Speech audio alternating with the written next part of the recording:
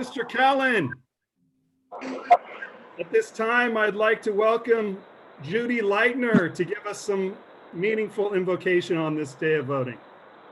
Well, to continue with Ryan's theme, I've been inspired that all across the country, coast to coast, interfaith communities are hosting prayer vigils yesterday, today, and probably the rest of the week. And here are three excerpts that kind of spoke to me. The first one, Election Day in the USA is a day of collective action. Election Day is about action. We prepare through contemplation. Election Day takes spiritual courage. We prepare with spiritual fortification. Election Day is about hope. We must prepare by nurturing that hope. And my second excerpt, this year, especially when the virus has forced us to be distanced from each other, we need this space and time for a virtual spiritual gathering to prepare to do justice, love, kindness, and walk humbly with God. And the third excerpt, may it be the divine power's will at this season of our election to guide us towards peace. By voting, we commit to being full members of society, to accepting our individual responsibility for the good of the whole. May we place over ourselves officials who will judge all of us with righteousness, and may we be counted among those who work faithfully for the public good. Open our eyes to see goodness in all candidates and elected officials, and may they see goodness in all of us. May we become a united society, fulfilling the divine purpose with a whole heart. Judy, thank you very much. That was beautiful. And appreciate your participating. Karina, if you would at this time, I'd like to pay one last homage to the Los Angeles Dodgers. And we're going to hear from a young lady.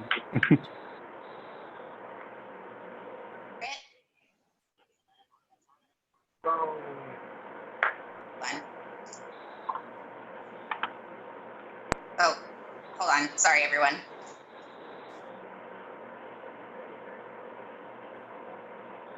That's right. Right here in Los Angeles. Fans, please welcome Malaya Emma.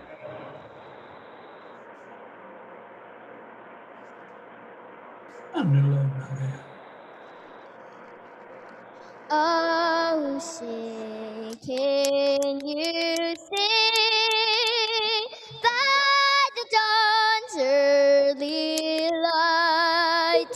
What so proudly we hailed at the twilight's last gleaming, whose broad stripes and bright stars through the perilous fight o'er the ramparts we watched were so gallantly streaming, and the rocket's red glare, the bombs bursting in air,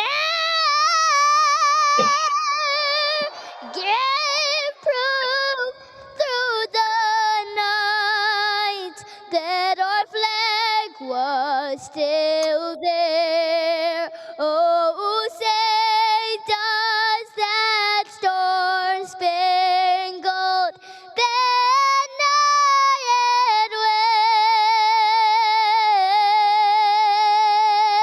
wave o'er the land of the free and the home of the brave. Thank you. Ladies and gentlemen, Malaya Emma. That was awesome. Wow. Was she like 10? Malaya still runs deep with that one. Wow. I'll say. She was 7 when she sang that. This is the time where I remind you to locate that mute and unmute button, just so you can make sure that you don't disrupt the meeting. We do have some great content and programs today, so we'd like to make this run as smoothly as possible. And I just want to remind everyone that this is being recorded, so be on your best behavior and make sure to have lots of nice smiles and less nose picking, and we'll get going. All right, Mike, back to you. Well, thank you very much. We're glad you're all here. This is a very special day, as everyone has already pointed out. It's Election Day in the United States of America, and we're just happy to be here and be a part of this club that's doing so much great work in the community. I think at this point, we may be at the welcome of our guests today. We have a few guests out here. I know that my mother Elaine is with us. Mom, you want to say hello? Hi, everyone. How wonderful to be invited as part of this today. And oh my gosh, that national anthem was spectacular. Indeed it was. Thank you for being here. Also on hand are my brother Bruce and my niece Holly. Of note, Holly, and it kind of blends in with today's theme with the Good Earth. And Holly was a member of the Aspen, Colorado city, where they replanted much of the areas around in and around the city of Aspen. So she has quite the green thumb and has done quite a bit of arranging for wedding parties and special events and things of that nature. So glad to have my family on board. Any other guests out there that I can acknowledge if anyone's brought a guest today? Okay. We'll move along. Thank you. Oh boy. It's a big birthday month. And the reason being is because we have one of the greatest human beings that's a member of our club, and he is singularly holding down the month of November. Oh. It is none other than Mr. Brian Krause. What? Happy birthday to you. Happy birthday to you, Brian. Happy birthday to you. Oh, Wow. Can I just say that even Brian though I'm never looked better. Brian, you want to say a couple words? Even though I'm faceless and don't exist on Facebook, when Karina Sousa is one of your good friends, things get recorded. So thank you for that, Karina. Let's see. I'll throw in my my years of age, which will be 43 this year, plus I'm going to guess 15 years of Kiwanis. And I'll throw in my daughter's ages and how long I've been married to my lovely bride to round it up to $100. Thank you, everybody. That's fantastic, Brian. Thank you. And I did have the opportunity to see your lovely bride earlier. She didn't have the Krause, red nose. Fortunately, she looked great. And that's right. You guys got some Laurel stuff done this morning. Indeed, we did. It was good work. Yeah. And for those of you who don't know, the Laurels is going to be virtual this year, as you might imagine. However, we're doing a lot in the way of community service projects for all of the participating high schools, and Emily is a huge part of that event and making it all happen. So we're launching a new Laurel Society this year, so more to follow. Be on the lookout for that and how to become a member of the Laurel Society. So we're going to change up the way the organization fundraises a little bit to hopefully expand the program and hopefully increase those stipends to the students down the road. So definitely be on the lookout for that. And we most certainly need somebody else in this club that was born in the month of November. This is ridiculous that I'm the only person. Don't worry, I'll make sure that we show that video again at the next meeting. So if you missed it, don't worry, we'll watch it again. Great. It's a good day for me, so thanks, B. And just what we do if you have had a birthday on a board meeting. So a nice 7 a.m. cake made by the Callens and a nice little happy birthday tune. So we'll sing to you again in 2 weeks, B. Thanks for being here. No, thank you all. I appreciate it. All right, At this fine. time, yeah, fines. Karina, you want to call anybody out on this occasion? Yeah, I really enjoy being friends with people in the club that are active on Facebook because it's a great way to find people. So, Carl, I hope you know that this was coming to you. Carl is quite the Press Club Excellence in Journalism competition winner. I don't know if anyone follows the net report. I know I do. I think a few of us do. So we just had to get some money out of Carl because he just teed me up so perfectly with this Facebook status that he received 2 awards in the San Diego Press Club Excellence in Journalism. So Carl, do you have anything to say for yourself? Yeah, it's all of a surprise to me that I keep winning these awards. I kind of just thought writing was something you did. So I kind of get surprised when this happens, but it's happening. So, well, thank you for bringing that up. I'll throw in $20 for calling me out. Thank you. You're welcome. And if anybody wants to get on the net report, let me know. It's people seem to like it. Tell us a little bit about the net report, Carl, because I feel like the items that I read is more and more down market all the time. I need to raise my level of. It's sweeping the nation. All right. Well, the net report, I just try to every other week try to put out. It started with the coronavirus.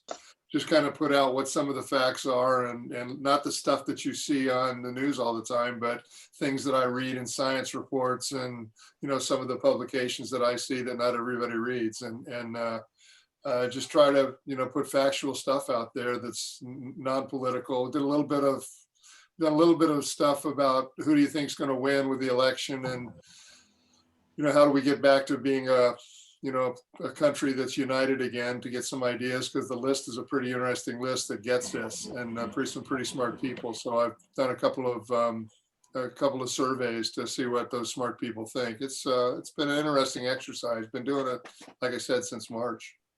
So you're welcome to get on the list. Just let me know.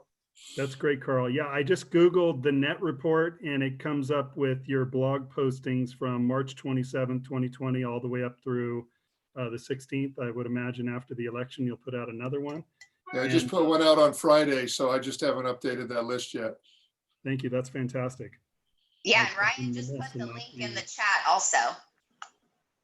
So the direct link to it is in the chat too, if anyone's interested. Oh, thank you. I see that. Thank you, Ryan. All right. Yeah, for those guests who are on, Carl Nettleton's a prolific writer here, and we'd encourage you to get on board. He's a lifeblood member of our club and bringing us all sorts of important matters in the community, not the least of which is environmental concerns within the community. So thank you, Carl, and congratulations again. Thank you, Mike. Okay, so everyone should have gotten quite a few emails about our membership survey, which I'm also going to put the link to in the chat. If your name is on this list, you will not be fined today. However, Lauren will go and make sure anyone that isn't on this list will receive a fine, and you will continue to be fined until you fill it out. And the only reason why we're doing this and being serious is because we really want to improve the club and really hear from the membership and, kind of shape our future based on our group that we have now. So I'd really appreciate it if you could just take some time filling that out. We're also trying to do team revival, reviving our committees and seeing, really where the passions are and restructuring where we're going to go for the next 100 years. So again, it's on our website, KiwanisClubSanDiego.org, and it's /membership-survey. And maybe I'll be nice and let you go this time, but just for sure know that you will be fined at the next luncheon if you showed up and you haven't filled this out yet. Thank you for putting that together, Karina. And yes, everybody participate. Oh, what is this eye chart? So another fun, exciting thing that we're doing this year is your attendance at our events matters. And we are doing a pool starting October 1st for who can be the top members. So for every luncheon that you attend, you get some points, and every social or outside of a luncheon at Kiwanis event that you attend, you get a point. So far, which this is just for October, our top rankers were Monica Ball, Justin Frisco, Doug Frost, Sean McArdle, Steve Morris, and Heather Robinson. So those were our top leaders for October for our luncheon, which again, this is straight out the gate, so we didn't really have any bars to set. For our social, Tom Bauer is number one. He attended both our social events, our in-person one and our virtual game night, which, just so everyone knows, Lauren also is involved with all of this, but unfortunately she does not get to participate in our top leaders. So Lauren and Tom were the only ones to be perfect socialites, but we did have Gordon Bornard, Doug Frost, Sean McArdle, Steve Morris, Heather Robinson, and Ricardo Sandoval also in our leader so far scoreboard for the socials. So it came down to who was the member of the month for October. Now this was very close, and it would have been Steve Morris. However, Steve decided to ditch out on our in-person meeting on Thursday while he watched his bride-to-be get her hair done. And for some reason, that was more important than winning our membership of the month. So is it in fact a tie? Doug Frost ended up showing up on Thursday, but didn't make our first social. So the two of them are tied going into November. So, and they're both still tied because they're here today. So two of you have got a competition going on, and I hope that we can get some other people in the mix. But let's give it up to Steve and Doug for starting the gate strong for 2020 membership. Awesome report. Awesome. I remember exactly where that picture was taken. Tell us. It was at Cliveden House, a large English country estate in England when I was doing my semester abroad. It is now a 5-star plus hotel because Meghan Markle stayed there the night before her wedding. I lived there for 6 months. Well, not to be rude about it, Doug, but look at your hair. That's why they didn't name it after you. Because those are some impressive locks right there. Hey, look at this. for Very goodness impressive. sake, I mean, Well, The longest I'm my jealous. hair ever was, right there. He could pass for Meghan Markle there. Right. fairness, What about the flower Right. shirt and the Levi jacket? Do you still have that, Doug? Is No, it I wish I did. not in your closet of purses? No, Steve Morris, sadly. you looked naked. I thought at first, like, is Steve wearing clothes in this picture? And you are. I'm happy about that. But Water was very warm. You needed to. yeah, in fairness to Doug's brilliant memory, I also remember where that photo was taken. Underwater. which was Large body also of made water. famous when Megan went swimming underwater. So there Right. you have it. That's Sure. the tie-in. All right. Well, so That's great. congrats, and everyone will keep totaling it up. So make sure that you attend our events. This is fun stuff. I mean, Karina, you've done such an awesome job with the virtual events and between the socials and the luncheons. There's really every reason to attend one or the other, if not both. So thank you so much. Here we are, Bill's Bucks. For those of you who don't know who that fine gentleman is in the picture, that is, of course, Bill Gibbs. He lived until the ripe old age of 106. He also notably bought a plot of land up on Kearney Mesa in 1937 for $250. And of course, that is now known as Montgomery Gibbs Airfield. My father, Bruce, Elaine's husband, who's on the phone now, had his plane there for many years, and we loved Bill Gibbs, and so did you all. And so at this time, we'd like to, in honor of Bill, share what we're happy for and give the Kiwanis Club a few bucks. Mom, I'm gonna give some Bill bucks on your behalf. Do you have something you're really happy about and you want to share something, a happy or sad buck for the club?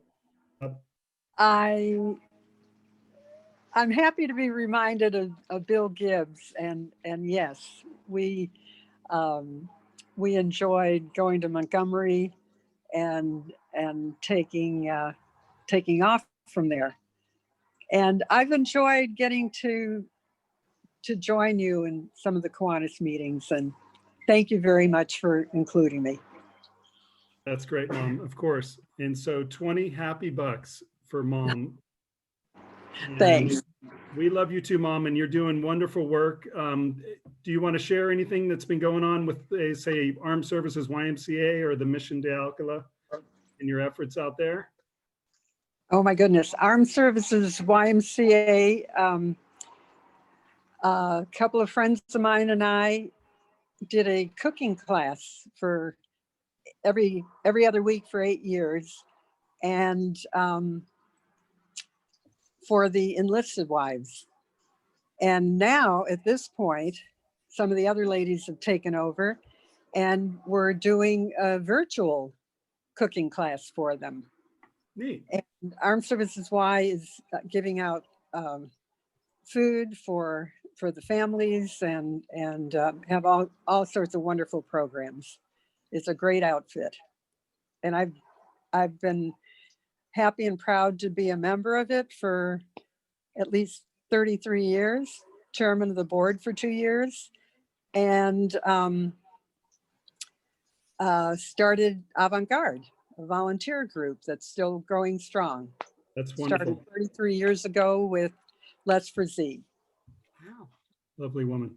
And And am I thank you correct for all that thank you for all the good work that you all are doing. And Michael, I'm very proud of you. a little bit of trivia for anybody out there? What does the Armed Services YMCA and the Kiwanis Club have in common? Don't know. Okay, the answer is we both just celebrated our centennial. So Armed Services Y here in San Diego is another organization that just passed the 100-year mark. All right, thanks. Anyone else out there for a happy buck or a sad dollar? Well, I have happy bucks because there's another thing that Armed Services Y and Kiwanis have in common, and that is that Armed Services Y Youth Services Director, John Rios, awesome young man that he is soon to be my son-in-law. Oh, yay. Oh, Right? Amen, everybody. They decided to get married after they had 2 kids. Woohoo! Great. So That's that makes 4 total for that household because John already had 2. So we are deeply blessed in this family to have him joining our family and us joining his. Indeed, and Armed Services Y and Kiwanis, as you pointed out, run in good circles, for sure. I have sad news. I'm sorry to hear that, Sean. You want to share? Okay. Joe Nieri, former director of art for the San Diego Zoo, passed away last week. Sorry to hear that, Sean. He was well known in artist circles in San Diego, of course, had his own gallery, and was an inspiration to all kids who aspired to the art world. We're going to miss him sorely. I'm sorry to have to pass this on. Thank you for sharing, Sean.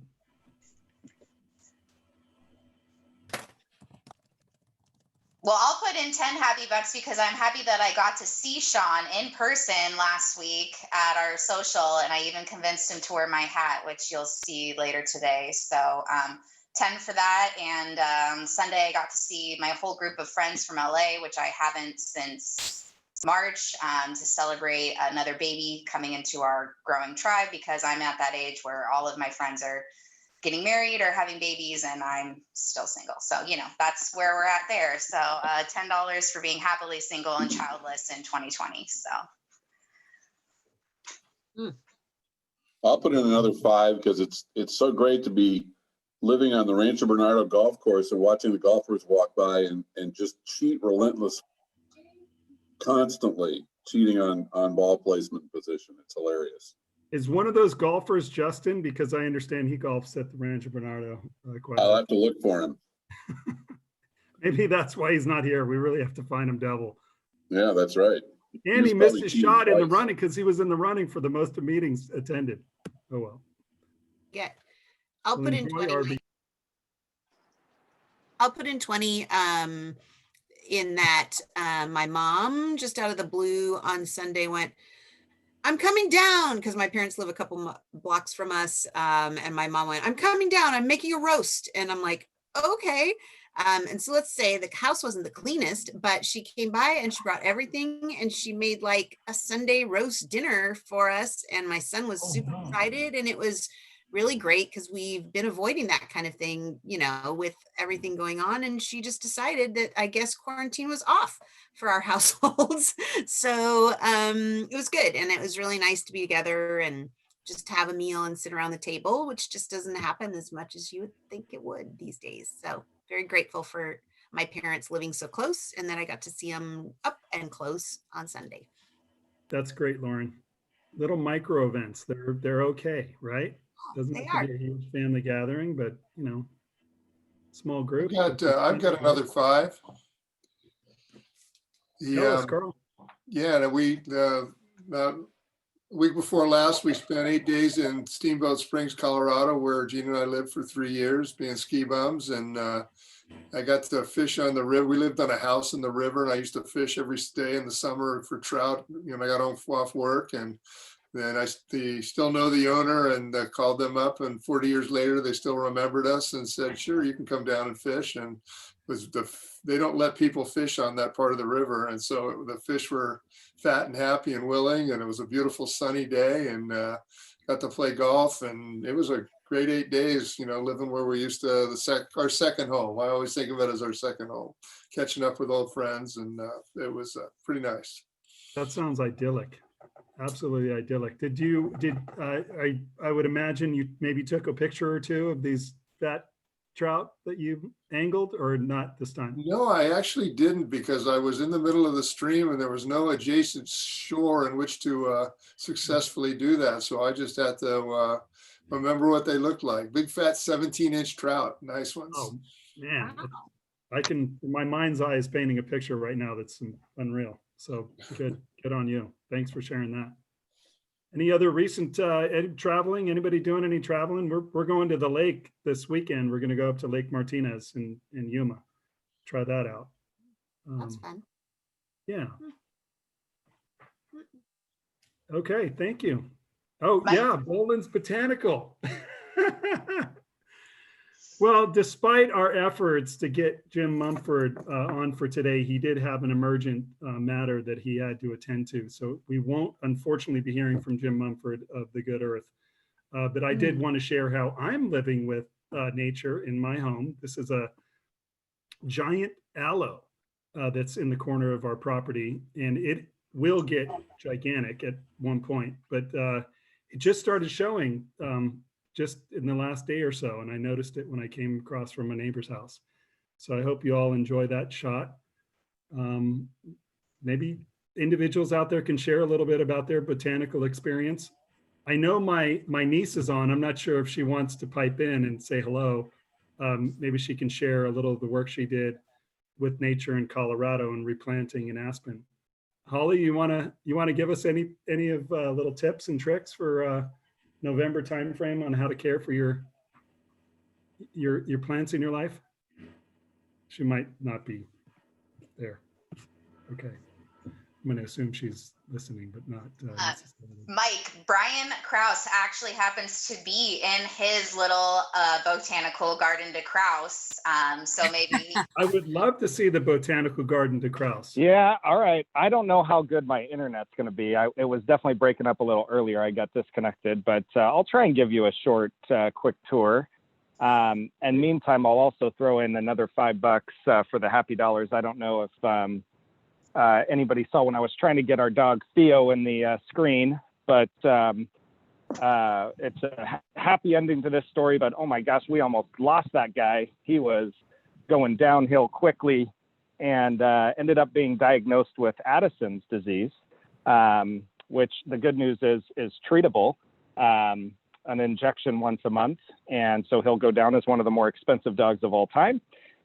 But I actually understand that JFK, in fact, probably had Addison's disease as well. correct. But I think Yeah, that, he is became a it correct? professor. Yeah, Your they found dog- out later, your right? Dog, yeah, I'm expecting your dog to lead the AKC association, given that, great provenance with Kennedy and Addison.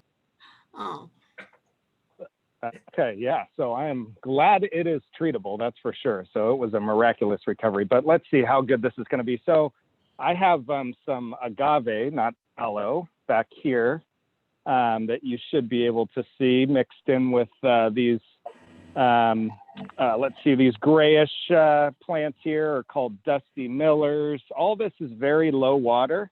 The gentleman that was supposed to be joining us today would have done a much better job explaining and probably identifying what I actually have back here, but a lot of salvia, some lavender, some, let's see, silver sheens. RC, I know you have these at your old place, those big tall trees right there, right? Is that what they were called?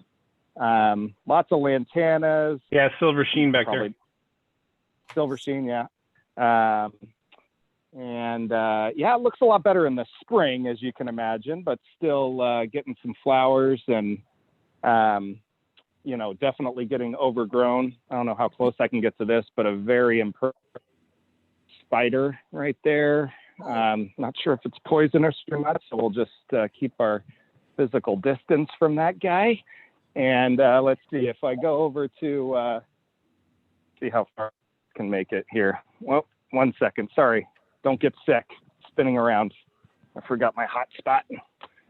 All right. Let's see here. We can take a little trip up the stairs here and go to another spider.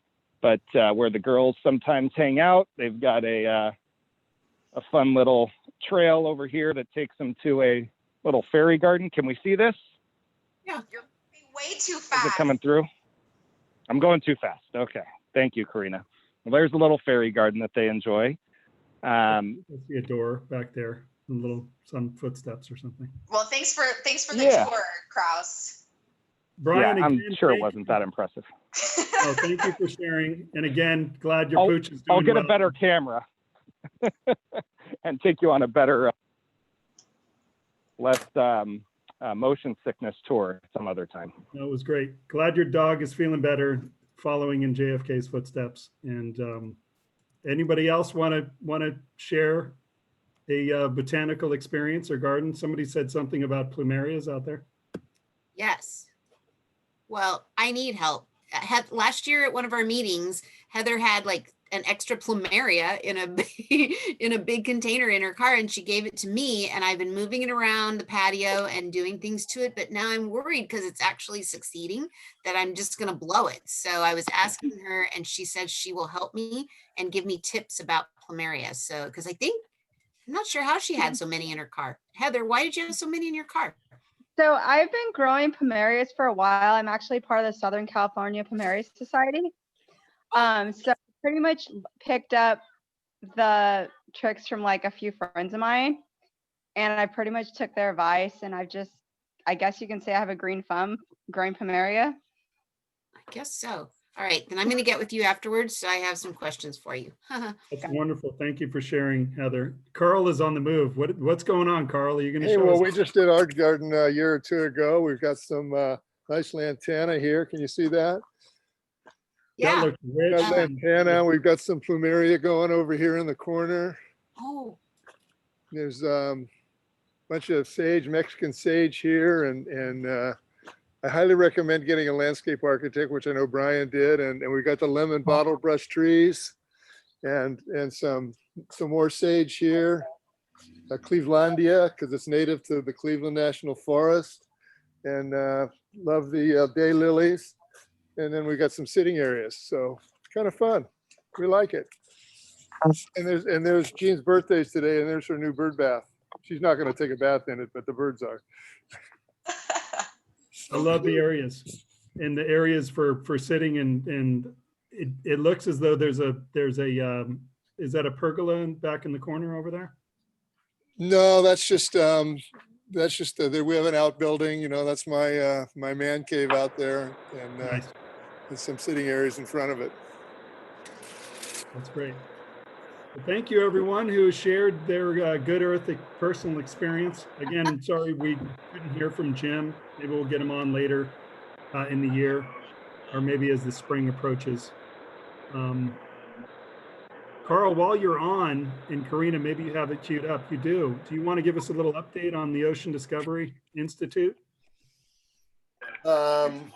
Sure. Just kind of for those who don't know. What does the club know? I can't remember. You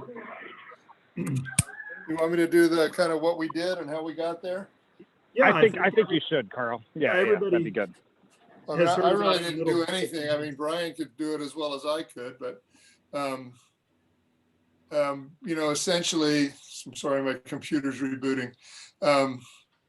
Essentially, our committee the foundation took a look at because we had about $38,000 left over from because of COVID that we didn't spend, that we normally would have spent. And so the committee said, well, let's look at some of our people who submitted proposals for grants that didn't get those grants and find out if any of them have really good COVID programs.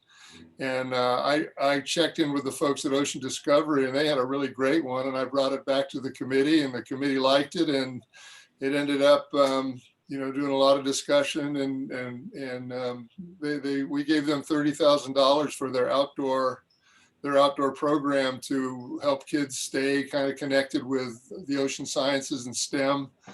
And then we gave another $8,000 to the Kiwanis International for their international program. The Ocean Discovery Institute, for those that don't know, they built this building that's on the screen right now, right in the heart of one of San Diego's poorest neighborhoods in City Heights.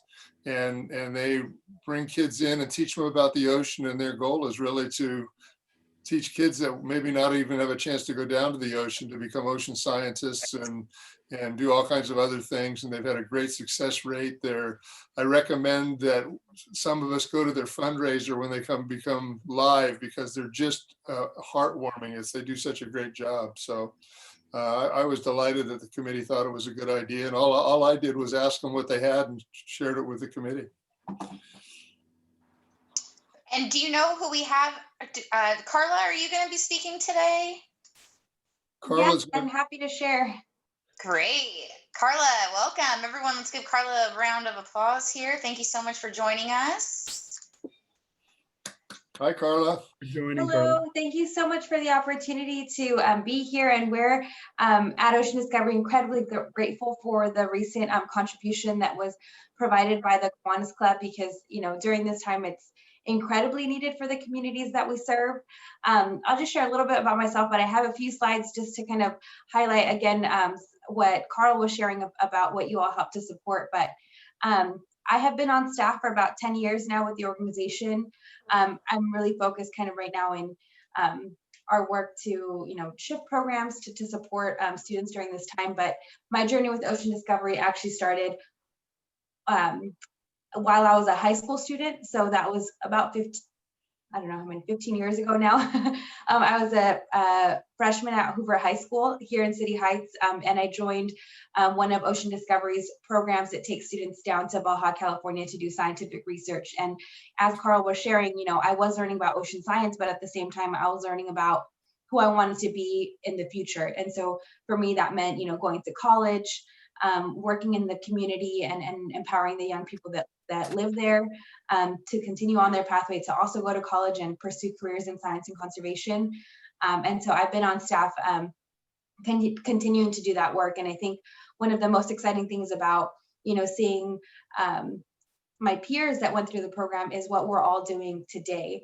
So, you know, friends that I have that started with the program at Ocean Discovery with me back in 2004 are now restoration biologists here in San Diego, or they're getting their PhDs at Scripps Institution of Oceanography. And that's all due to these incredible programs that Ocean Discovery has been able to provide to thousands of students, and that you all are supporting now through this generous contribution. So I do have a few slides that I thought I could share. It's only 5 slides, so hopefully they go fairly quickly. But let me go ahead and share my screen with you. 1 second.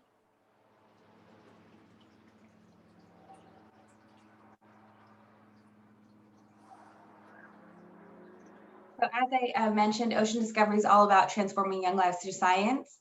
And the way we do this is by working in City Heights and serving young people that live in that community. And I think what's unique about Ocean Discovery is that we exclusively serve students that live in City Heights. That way we're ensuring that young people with the highest needs are given those opportunities and science experiences. And with the opening of the Living Lab, now we have the ability to serve even more students in this community. So we serve what we call a school shift. So in City Heights, there's a total of 14 schools. So there's 11 elementary schools that feed into 2 middle schools and ultimately 1 high school. And so that's our catchment area of the number of students that we serve in San Diego. And so before COVID, I would say in 2019, we were serving about 6,000 students annually. And with the opening of the Living Lab, we're looking to serve all 10,000 students that attend schools, that go to school here in this community. But of course, now looking to the future, it may take us a lot longer to get there and continue to serve students during this time. So when the global pandemic hit in March, we quickly started to think about what are the greatest needs that our communities have during this time. And so we knew that food insecurity is one of them. And so through a partnership that we've had for many years with Feeding San Diego, the Living Lab became a distribution site to serve, over 450 meals every single day from the Living Lab. We also, in partnership with, sending families home with warm meals, they were going home with STEM-to-go educational supplies because, many of them did not have access or still do not have access to internet or, technology devices to get online and learning. So we would send them home with printed packets and then just kind of basics educational supplies for them to use at home. We also started working with the parents to see kind of what their greatest needs are. And it was for them trying to understand how to navigate this new world of online learning. So we created YouTube videos in different languages to help families get their students online during this time. And since then, as a new school year launched, we really started to think about, how does Ocean Discovery continue to operate during this time? And so in addition to that previous slide, we've now looked at serving students during the school day. So our teachers were sharing that having engaging content for their student during their Zoom classrooms is a huge need for them. So we started hosting ocean habitat and climate science kind of field trips. So our staff are in their polos at the coast, picking up kelp and looking at the different tides and live streaming all of these field trips to students in City Heights. We're also from our Living Lab doing small outdoor camps for groups of students of 10 students at a time, so that we can ensure physical distancing. But I think also for us, we know that, that hands-on science or being able to learn among their peers is critical. So for us, it was important to have, even though it's a limited opportunity because of the numbers we can serve, still have the ability to bring students into the Living Lab so that they can, look at invertebrates from the ocean or, dissect a shark and learn about the internal anatomy and things like that. So those started also as the school year launched. And in addition, we've also recognized that continued mentorship with our students and staying connected to them is extremely important. So we have virtual mentoring, which means that we'll meet with our students on a weekly basis to check in to see how they're doing, academically, but also to see if there's any other resources that they need so that then we can help connect them to different places. And lastly, fellowship opportunities. This includes for some of our students that have gone through the program and are now graduating from college and looking for their next steps in their career. This fellowship allows them to work with younger students and kind of really understand what their next steps look like as far as their careers. And this is a photo. You can see a few of our fellows with their hands raised in the teal polos, working with our high school students during one of the out-of-school camps. And so the difference that Kiwanis is making during this time is just overwhelming and extremely generous. So we, especially during this time, it's important for us to have the adequate staffing to be able to ensure safety of our students during this time. So that means, almost being overstaffed. So in the case that a staff member calls out from being sick or is unable to show up, we have the ability to bring in our staff, since our students are just waiting at the door to participate in these types of programs, ensuring that we have adequate supplies. Given COVID-19 implications or limitations. So things like, for example, whereas we might have had, one shark for dissection where, multiple students could share it. Now each student has to have their own set of materials, and that kind of just adds on to the number of supplies that we need to ensure safety and reducing kind of the contamination of any supplies that we have with our students.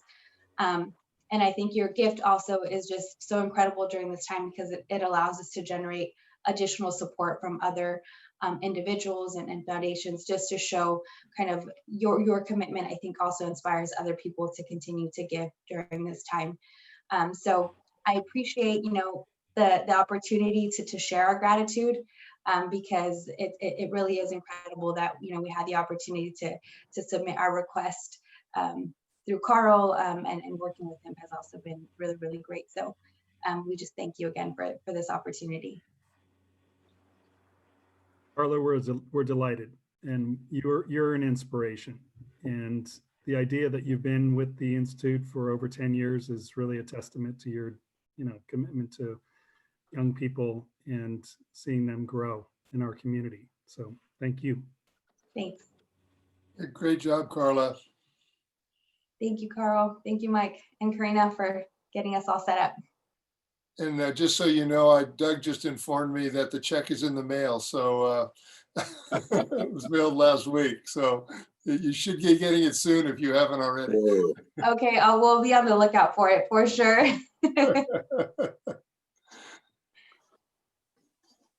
Anybody have any questions?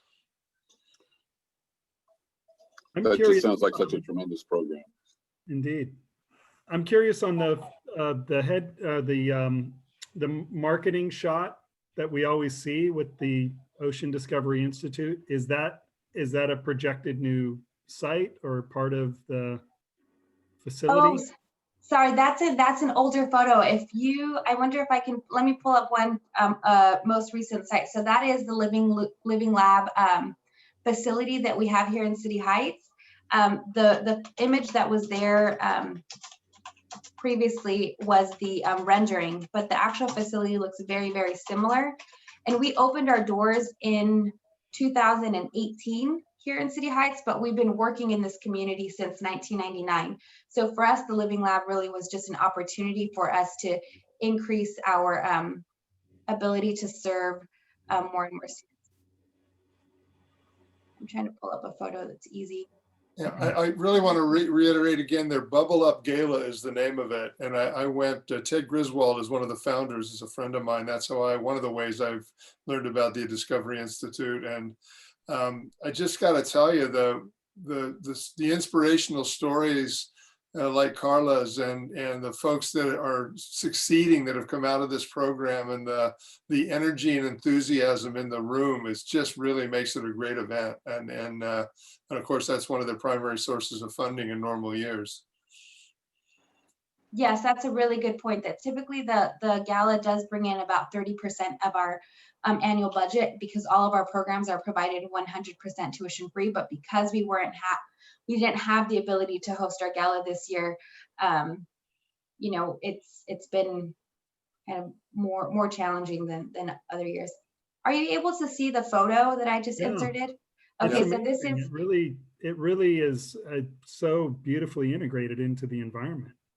Yeah, and so I would say it looks very close to the rendering as well. And so there's 2 state-of-the-art science labs, and so we're really utilizing these outdoor spaces for our camps that we're hosting during this time. And then right at the entrance is where the food distribution is happening on a daily basis for families as well.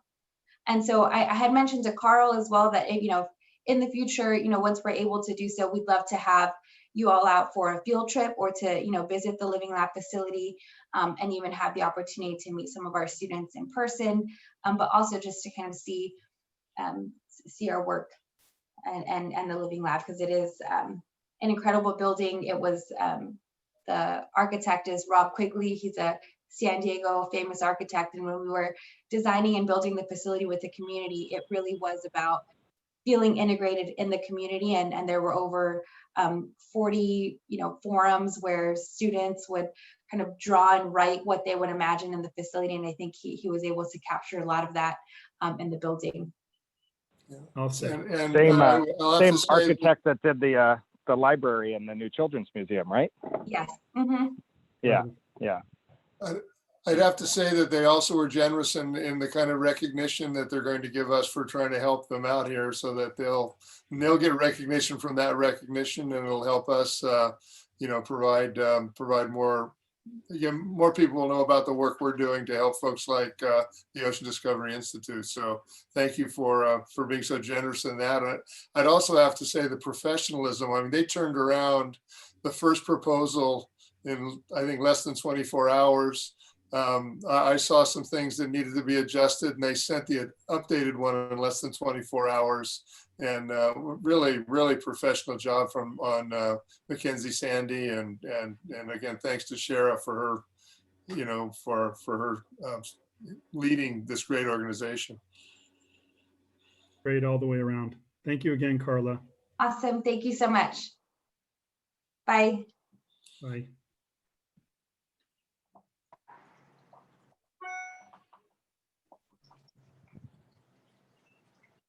Hey, look at that gang. Yep, that's right. It was Oktoberfest. Mom, I regaled everybody in the story about how you took us to Munich when I was like 12 and allowed me to have a big beer stein. So you started my lifelong love of beer, particularly the German varietals. But yeah, we had a great group. Sean's Tom, showing off Heather, his and stein. Carl, Sean in the Oktoberfest hat, Karina, our authentic German American representing, myself, Lauren, Ricardo. It was a great group, and we'd look forward to our next get together. And they had it positioned really nicely, and we had a nice chat and got to learn all about Tom's college experience. He regaled us in stories of college. So yeah, what's upcoming, Karina?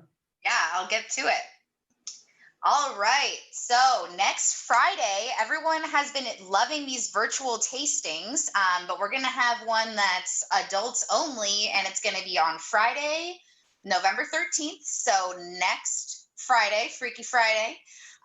And we do need people to register because we need at least 10 of us. And so far, it's just Steve and I drinking together on a Friday. So I would love you all to sign up.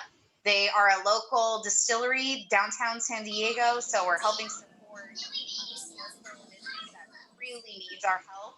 They don't have a recipe. You're losing your voice. Have any event.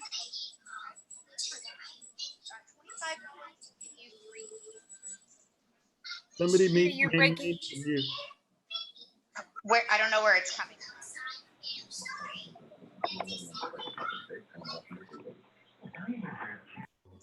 Okay.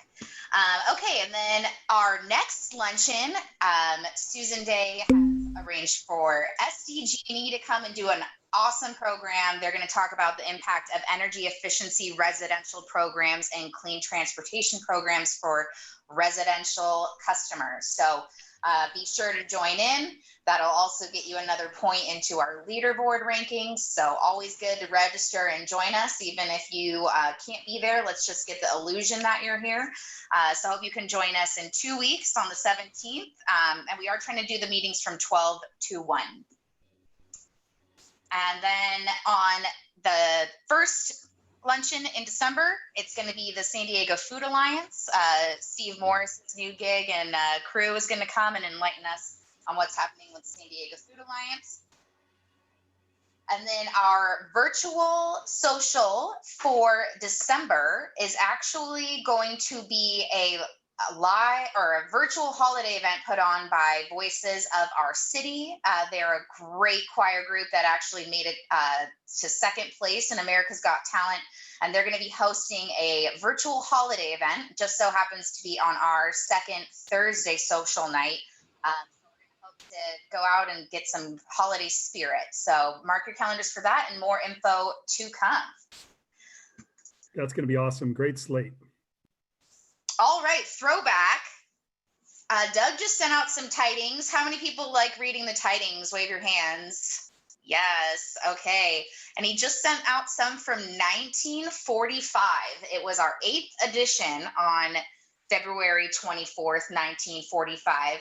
At that time, we had 106 active members and 8 military service members, so a total of 114 members in 1945. And this is before they allowed women in the club, so that's all men, big boys club. And they said their goal was 150 member class. So I'm going to task our club with 100 this year just to see where we end up. So we'll just shoot for that. Let's try and get our 101 year, 100 members in the club. I really liked that we had a sports committee, and I feel like we need to bring that back given how many people like sports. Like we went bowling and had a skating party, both of which are sports that I could actually maybe participate in. So just things to maybe put back Yeah, on. a little inter-club competition. I know that Point Loma Kiwanis does a bunch of sports stuff. They do like softball and whatnot, but yeah, low impact. But I think Ryan is still the chair of the gum machine committee. That is true, Doug. That is true. That's good. It's a thriving committee. Lots of members. Great. I concur. More than you can chew on. With the power of the women in the club now, 100 members is an easy goal to attain. Throwing it down. All right, we'll add another competition once we start to get this. We'll add whoever can bring in the most members into the club this year. We'll make a special trophy, or we'll name a new award after you or something. We'll figure something fun out for that. But I think that's a great great motivation. Complimentary gumball from Ryan's machine. Also, in this tidings, which Carl actually posted on Facebook, which again, Carl, I must just have you starred because all of your content comes up right whenever I open Facebook. But you noted that, Carl, actually, will you comment on this because you know all about it? But we had Senator Ed Fletcher tell us about the Colorado River. He wasn't keen on that idea, and why did that matter, Carl? Oh, you're muted.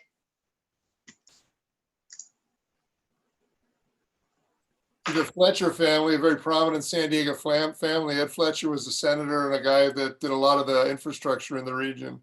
He didn't think Colorado water was such a good idea because it was bad quality, and it still is an issue because of the high salt content. That's really what he's talking about. And he thought we could get all of our water from local sources if we just captured it all. But the challenge is in 1946, a year later, was the last year when we got all of our water locally. And from then on, it was imports all the way. So very different from what it was looking like back in 1945. Yeah. Ironically, though, the series was still going on. Baseball happened to be the spotlight of the meeting before this one. And it was saying that the sport of kings is what they called baseball back in 1944. So, and then of course, I always love that there's always ladies' days and people are actually going to get fined. It will be fine if you bring the ladies and a fine if you do not. So that's just taking it back to our club in 1945. All right. And then we got, oh, speaking of, Lauren writes really good tidings of our meetings. And in case you ever miss a meeting, go and read them. She's freaking out. She doesn't think that they're good. I think that they're awesome. And I also include a link to the whole video, like what we're recording right now. So if you ever miss out and want to go check it out, you can do that. We do have a YouTube channel, and I do have a playlist that's called 2020 Virtual Meetings. So if you ever want to go back and look at Brian Burgundy, or any of the fun stuff that we've done this year. They're all available on YouTube. So that's just my plug for that. And then for our trivia, it's actually not trivia. It's actually what I'm going to be doing is a dog feature. We have a lot of Kiwanis animals. And so this week we're going to guess who these pepperonis belong to. Can anyone guess the Kiwanis parent? Are those Callan pepperonis? It's not Murph Man, I can tell you that. That's not Murph Man. Nope. Murph is a little larger than that. All Whose right, dogs I are those? met Murph Man, so I'm looking forward to that. You like them? Any other guesses? Sally Hazard. That's a good guess, but it's not Sally. Do we have any other guesses? Is it Monica? It's not Monica, but I really like that everyone's picking all the women because they don't want to insult any of the guys by saying these are the guys' dogs or what? Like, are these not guy dogs? Gary Knight. Okay, I'm going to say Gary Knight. Wait, what? We lost you. Do you give up? Yeah, I think we're all defeated. Lauren, those are Lauren. Oh, darn it. Ah. And look how cute Lauren and her son look dressed up for Halloween. So I had Oh, how did we not know that those were Lauren's dogs? I know. That's why we're going to get on the pet train, right? We're going to learn everybody's pets. We are. So if Claire or your wife was here, they would actually know, Mike, because I was like, oh no, I've actually shown that picture to those two ladies, but hey, we're good. So now we know, and now I can guess randomly on every other dog picture we have. So I'm looking forward to it. Yay. So if you'd like to be entered in to a future dog, please send me your pictures of your dogs. And I would love to feature you in any of the future luncheons. And that's it from me today, Mike. What's the story with no cats? Oh, I guess I should say any animals. No discrimination. If you have any sort of exotic animals, also I would love that. So if you have anything weird around your house, I have a pet lizard that just keeps walking into mine. I think cats qualify as exotic. Yeah. And We've had a couple mice around our house lately. I could use your cat for a weekend. Awesome job, Karina. Thank you for everything and highlighting the upcoming events and all the contests and the fun things. This has been a wonderful meeting. Look forward to our next social for sure. And why don't I just ring the bell and bring it to a close? Good work. All right, fellow Kiwanians. And shout out to my family. Thank you, Mom. Love you. Appreciate you being on. Bruce, Holly. Thanks, guys. Take care. Thank you. Thanks, everyone. Great job. Take care. Bye. Bye.